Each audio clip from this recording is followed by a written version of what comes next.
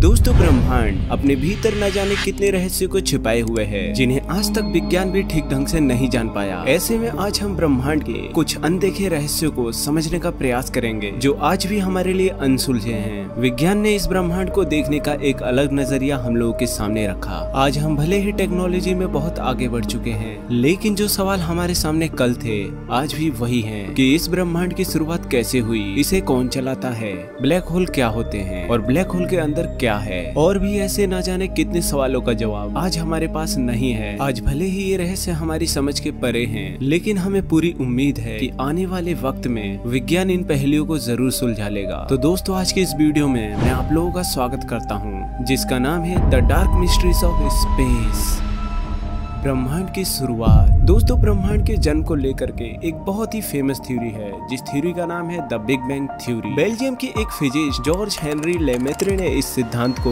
1927 में दुनिया के सामने सबसे पहली बार रखा। इस थ्योरी में इन्होंने बताया कि आज से करीब 13.7 अरब साल पहले इस पूरे ब्रह्मांड की सारी फिजिकल और केमिकल एलिमेंट्स और सारी एनर्जी, यहाँ तक की टाइम भी एक ही पॉइंट में सिमटी हुई थी, जिसमें अचानक एक बहुत बड़ा विस्फोट हुआ और समय, स्पेस और मैटर का अस्तित्व हमारे सामने आया और यहीं से हमारे ब्रह्मांड की उत्पत्ति की शुरुआत हुई। और तब से लेकर के आज तक लगातार हमारा ब्रह्मांड इस बिग बैंग के कारण फैल रहा है। महान वैज्ञानिक Stephen Hawkings Big Bang theory के पक्ष में है। दोस्तों, बिग बैंग अब तक की ज्ञात सभी थ्योरीज में से सबसे सटीक थ्योरी है जो कि हमारे ब्रह्मांड के पैदा होने की ज्यादातर सवालों का जवाब हमें देती है। लेकिन साथ ही में अब तक हमारे पास कुछ ऐसे सवाल हैं जिनका जवाब बिग बैंग थ्योरी हमें अब तक नहीं दे पाई है।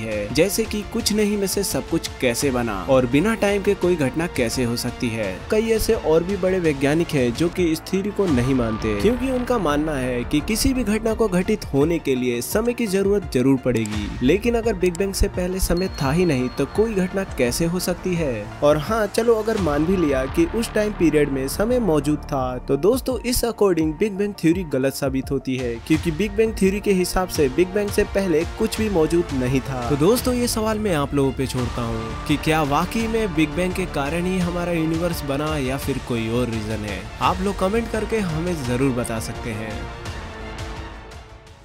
Black hole.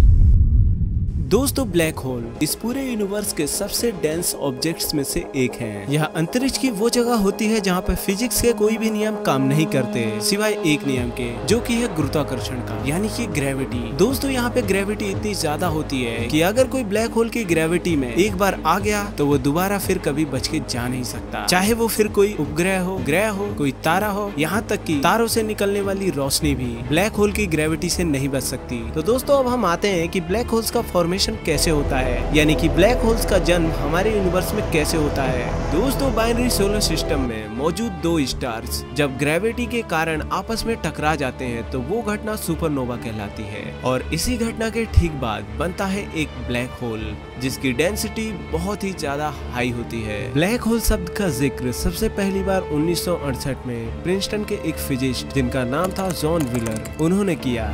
दोस्तों, साल 2019 से पहले हमारे पास केवल थ्योरी ही थी कि इस यूनिवर्स में ब्लैक होल नाम की कोई चीज भी मौजूद है। साल 2019 में इवेंट होराइजन टेलीस्कोप, जिसे हम EHT के नाम से भी जानते हैं, इसका इस्तेमाल करके ब्लैक होल की सबसे पहली तस्वीर ली, जो कि आप अपनी स्क्रीन पे अभी देख सकते हैं, जो कि मैसियर 87 आकाशगंगा के केंद्र में स्थित है।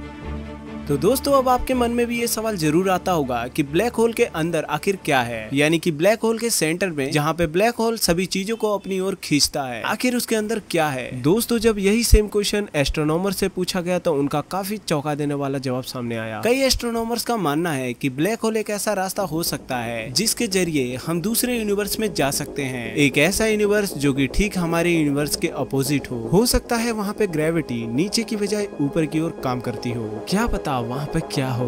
दोस्तों, अभी तक एस्ट्रोनॉमर्स ने केवल अनुमान ही लगाया है, क्योंकि अब तक हम इंसानों ने कोई ऐसी चीज नहीं बनाई है जो कि ब्लैक होल के उतने करीब जा करके वहाँ पे रिसर्च कर सके। तो दोस्तों, आज नहीं तो कल हम ब्लैक होल की रिसर्च तो जरूर ही करेंगे, लेकिन उससे पहले आप हमारी इस वीडियो को लाइक करके शेयर कर सकते हैं। और दोस्तों, अगर आप इसी तरीके की वीडियोस में इंटरेस्टेड है तो आप हमारी पुरानी वीडियोस को देख सकते हैं और चैनल को सब्सक्राइब जरूर कर लीजिए और बेल आइकन को भी जरूर दबा लीजिएगा ताकि आप तक हमारी वीडियो सबसे पहले पहुँचे।